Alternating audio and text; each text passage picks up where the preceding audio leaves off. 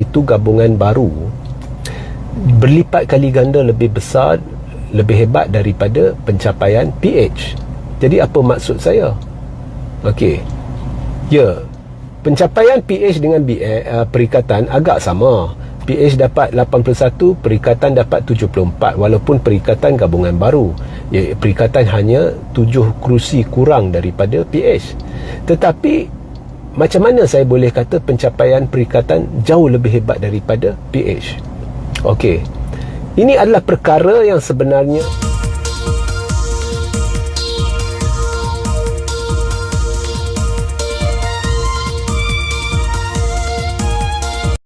tekan butang subscribe, like dan aktifkan lonceng. Maaf tadi ya, sebab azan saya memutuskan untuk ulang semula live. Jadi Assalamualaikum, salam sejahtera, salam GBN, salam Malaysia, salam kuasa ketiga. Jadi, jika audio jelas boleh tolong maklumkan kepada saya. Hari ini live saya menarik, pendek ya.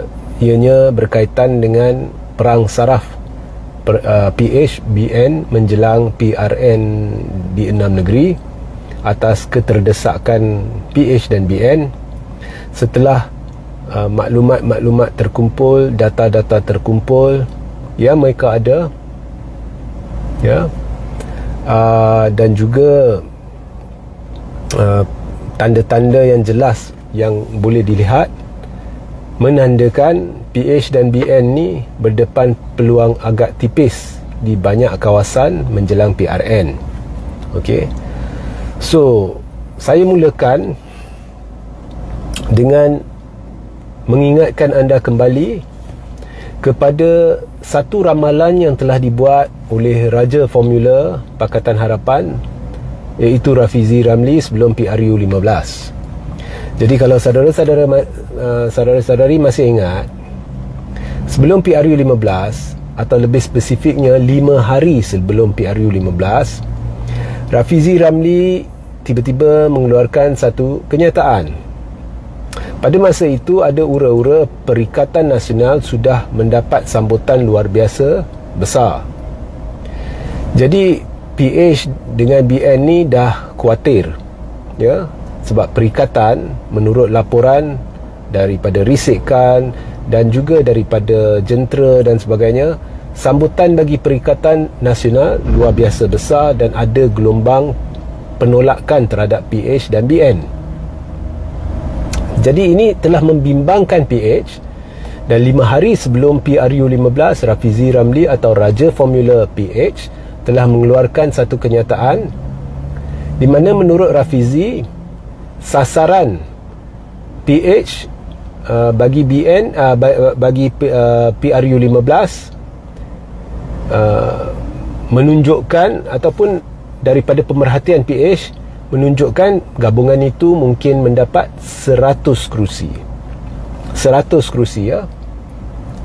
Dan menurut Rafizi, Barisan Nasional tidak akan melebihi 50 kerusi. Maknanya dia letak maksimum 50 kerusi barisan lah. Mungkin barisan dapat 49, 48, tapi tidak melebihi 50. So, dia letak 100 kerusi untuk PH, 50 atau kurang kerusi untuk Barisan Nasional. Dan Perikatan Nasional dia tak sebut. Seolah-olah Perikatan Nasional ni akan hangus, akan berkecai. Tetapi keputusan PRU 15 sama tak dengan ramalan Rafizi? Tidak kan? Sebenarnya ramalan Rafizi jauh meleset, kerana PH tak dapat 100 kerusi. PH dapat 81 kerusi. Itu pun dalam laporan-laporan mereka menipu, kononnya mereka dapat 82 sebab mereka ambil kira kerusi muda. Muda pada masa itu bukan ahli PH, dan kini pun bukannya ahli PH. So, PH dapat 81 kerusi, 19 kerusi kurang daripada jangkaan Rafizi. BN pula dapat hanya 30 kerusi, hampir separuh daripada jangkaan Rafizi. Dan PN yang tidak disebut-sebut oleh Perikatan Nasional yang tidak disebut oleh Rafizi dalam sebarang ramalan dia dapat 74 kerusi. Hanya ya, kalau 74 81 tolak 74 dapat berapa? 7 kerusi. Maknanya Perikatan Nasional yang Rafizi tak sebut, ya, seolah-olah gabungan itu tak ada hal lah, celah gigi lah, memang tidak akan menang, ya. Hanya 7 kerusi kurang berbanding dengan PH. Jadi saudara-saudari, ramalan data PH semuanya meleset. Malah timbul persoalan sama ada Rafizi benar-benar berpandu kepada data sahih atau Rafizi hanya mereka cerita. Sebab sehingga hari ini kita tak tahu macam mana dia buat ramalan dia, macam mana dia kumpul data, sekalipun ada kumpul data. Okey. So baru-baru ni Rafizi kata dia ada satu pendedahan yang dia akan buat pada masa kempen. Samalah, dulu pun dia kata dia ada pendedahan nak buat masa kempen. Kemudian dia beri ramalan yang kini terbukti meleset. Sekarang pun dia kata dia akan buat satu pendedahan berhubung dengan data sebelum PRN yang menunjukkan PH akan menang besar. Saudara-saudari, anda boleh percaya, anda buat keputusan sendirilah. Tapi kalau ikut PRU 15, ramalan Rafizi semuanya meleset. Ramalan saya ada yang meleset sebab saya menjangkakan pada ketika itu Perikatan Nasional akan kerjasama dengan GTA, dan ramalan saya untuk Perikatan Nasional berdasarkan kerjasama itu. Jadi ramalan saya untuk Perikatan agak tinggi sikit.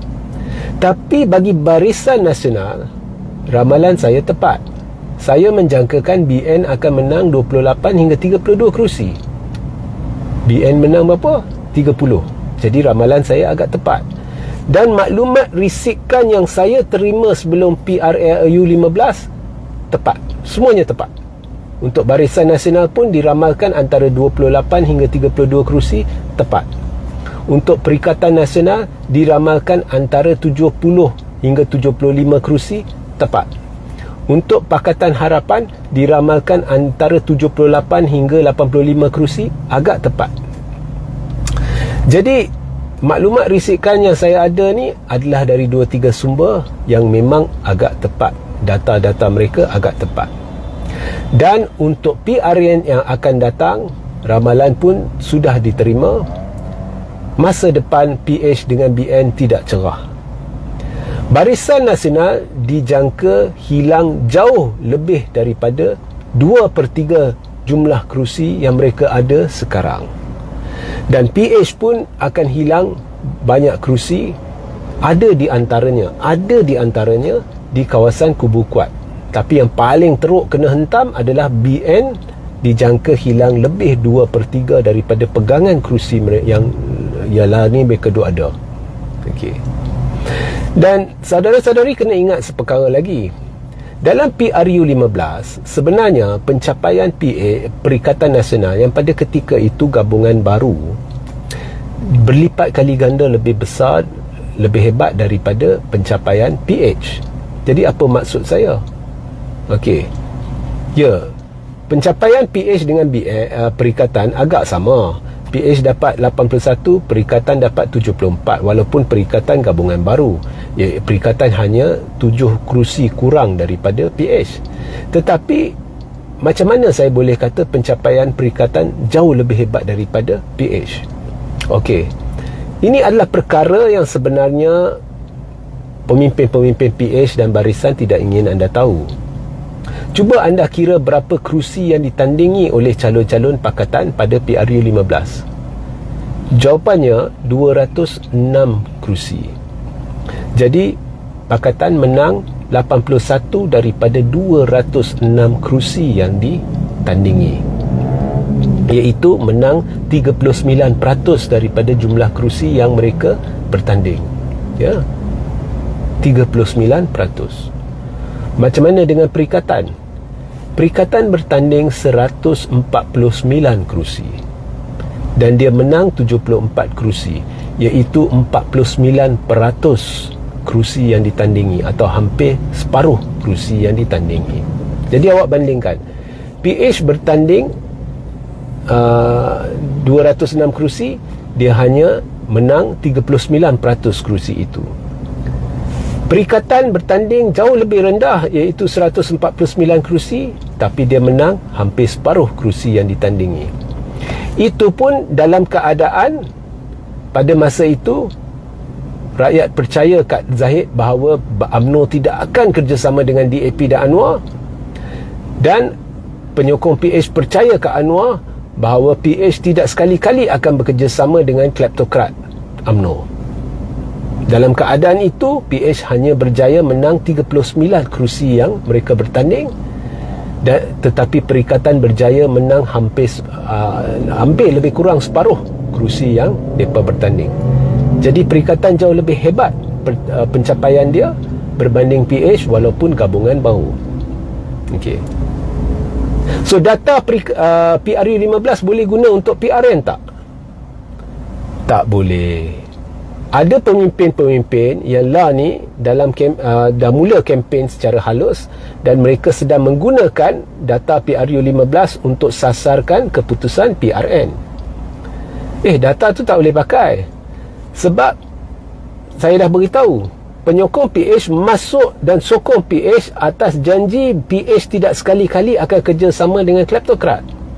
Penyokong BN akan umbi dia masuk dan sokong BN atas janji BN tidak sekali-kali akan kerjasama dengan Anwar dan DAP.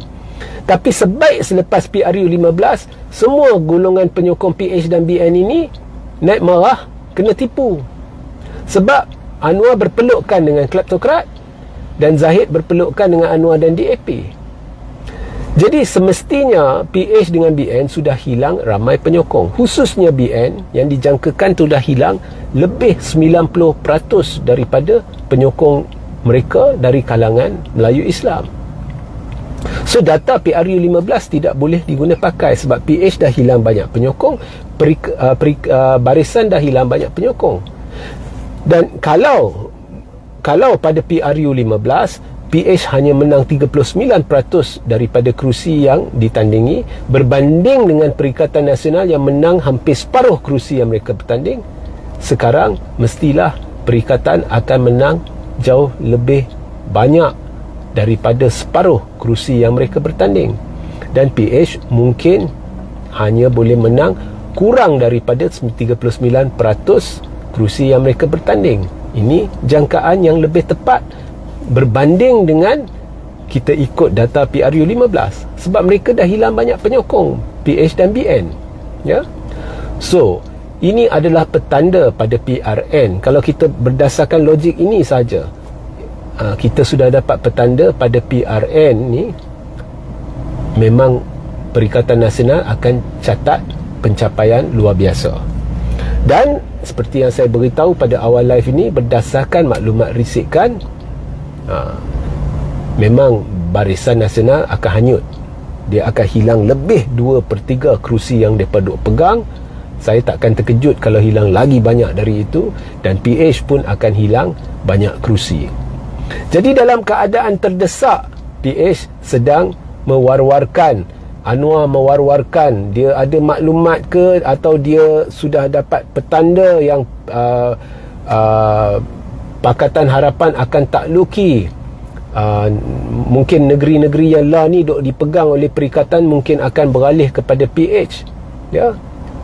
Dalam keadaan terdesak, pemimpin-pemimpin PH sekarang sedang mewar-warkan maklumat palsu ni. Tujuannya adalah untuk melemahkan atau cuba melemahkan semangat jentera Perikatan Nasional dan untuk menaikkan semangat jentera PH dan BN. Tapi hakikatnya jentera PH dan BN ni dijangka akan terlibat dalam boikot dan sabotaj besar-besaran, ya. Sebab ramai marah. Dalam BN, jentera dia, bayangkan anda nak pergi nak minta orang sokong DAP, ya, jentera dia marah dan dijangka berlaku boikot dan sabotaj besar-besaran. Dan sabotaj dan boikot besar-besaran ni sudah berlaku masa PRU15. Jentera BN terlibat dalam sabotaj. Mereka berkempen untuk Perikatan Nasional dan kita lihat dengan mata sendiri benda tu berlaku di Langkawi, di sini, di sana, di Selangor, ya. Semestinya PH pun, jentera dia, ada di antaranya akan boikot atau sabotaj. Macam mana nak pergi beritahu uncle-uncle dan anti-anti Cina, awak kena sokong UMNO? Ramai sebenarnya di kalangan orang Cina di kampung-kampung dan sebagainya, mereka masih tidak tahu PH bekerjasama dengan UMNO. Macam mana jentera nak pergi suruh uncle-uncle dan anti-anti ni sokong UMNO, sedangkan PH dah jerap dalam minda penyokong pengundi mereka, penyokong mereka, UMNO ni adalah musuh, UMNO ni rasuah.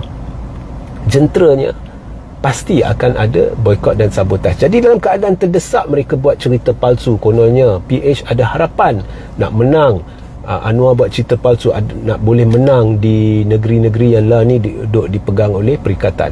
Mereka dah terdesak, mereka takut akan hilang sokongan disebabkan boikot atau sabotaj, dan mereka nak naikkan semangat jentera PH, ya.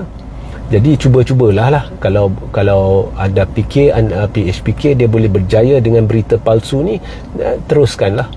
Tapi bagi jangkaan saya dan menurut maklumat risikan, akan berlaku boikot dan sabotaj besar-besaran di dalam PH dan BN, dan jentera perikatan ni dengan segala maklumat palsu yang ada, dengan segala tomahan daripada PH terhadap pembangkang, daripada segala propaganda yang dimainkan, masih bila mereka buat pelancaran jentera, sambutan luar biasa. Contohnya bila Sanusi buat pelancaran jentera di Kedah, baru jentera pemuda, maknanya 30 tahun ke bawah, sukarelawan, tak ada makanan, tak ada Siti Nurhaliza, tak ada Amy Search, jauh lebih daripada 100,000 membanjiri dataran, ya.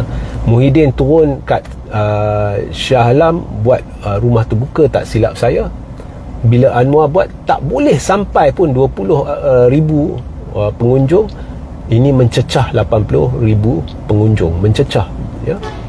Jadi kalau kita lihat sambutan terhadap rumah-rumah terbuka yang dibuat, pelancaran-pelancaran jentera yang dibuat, memang dah ada tanda-tanda gelombang biru hijau luar biasa besar. Dan gelombang biru hijau inilah yang akan menjurus kepada tsunami Melayu Islam pada PRN yang bakal diadakan, dan seterusnya menjurus kepada keruntuhan kerajaan pimpinan Datuk Seri Anwar Ibrahim. Sehingga kita berjumpa di lain masa. Assalamualaikum, salam sejahtera, salam GBN, salam Malaysia dan salam kuasa ketiga.